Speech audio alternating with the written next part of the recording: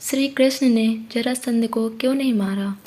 जरासंध श्री कृष्ण के मामा कंस का ससुर था।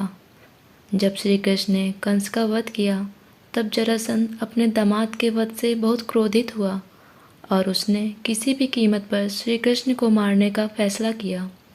जरासंध ने अपनी सेना को तैयार करना शुरू किया। वो अपने जीवन के सबसे बड़े लक्ष्य श्री कृष्ण का वध करने के लिए तैयार था। इतना ही नहीं, इस काम के लिए उसने दूसरे देशों के राजाओं से संधि की। इनमें वो राजा शामिल थे जो श्री कृष्ण को पसंद नहीं करते थे। जब जरासंध ने भगवान कृष्ण की नगरी द्वारका की तरफ कूच किया तब उसके हाथ सिर्फ निराशा ही लगी। श्री कृष्ण के मारने के प्रयास में उसे मिल भी क्या सकता था।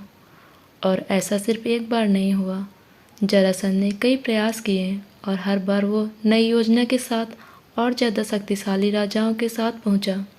इस काम के लिए तो जरासंध ने अपने दुश्मन राजाओं से भी हाथ मिला लिए थे, लेकिन उसकी सारी कोशिशें बेकार ही रह गईं। गौरतलब है कि इन पराजयों के बावजूद न उसका हौसला कम हुआ और न ही उसका यकीन। इसी धुन में उसने एक या दो नहीं बल्कि 17 बार कृष्ण को मारने की कोशिश की।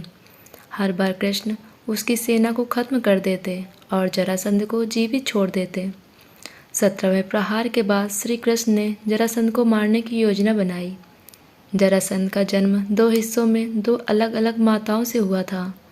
दोनों हिस्सों को जरा नामक असुर की मदद से जोड़ा गया था और इसी वजह से उसका नाम जरासंध पड़ा। जरासंध के पास वरदान था कि वो मृत्यु के बाद पुनः जीवित हो सकता है। उसे मारने का एक ही तरीका था कि उसके शरीर को बीच से आधा किया जाए और दोनों हिस्सों को एक दूसरे से दूर फेंका जाए।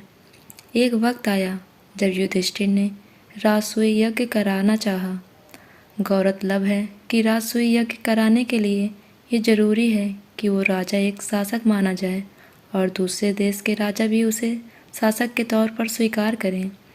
युधिष्ठिर जानते थे कि जरासंध उसे शासक के तौर पर स्वीकार नहीं करेगा, इसलिए उन्होंने श्री कृष्ण से संपर्क किया।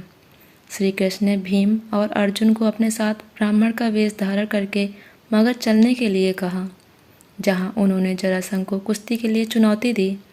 जरासंध भीम के साथ युद्ध करने के लिए राजी हो गया। ये युद्ध 4 दिनों तक जारी रहा, लेकिन भीम जरासंध का वध करने में नाकाम रहा। तब श्री कृष्ण ने एक पत्ते की मदद से भीम को बताया कि कैसे शत्रु का वध करना है।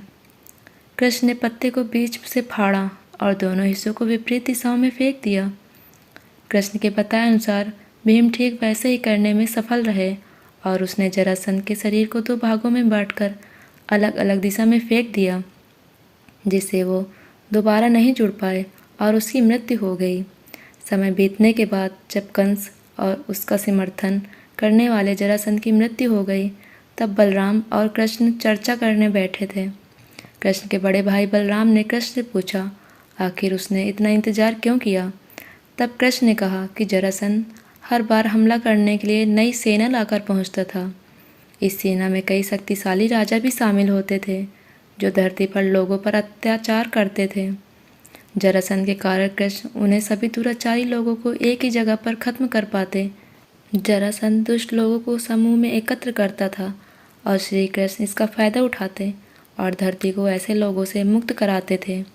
एक बार फिर बलराम अपने छोटे भाई की बुद्धिमत्ता से काफ़ी प्रसन्न हुए।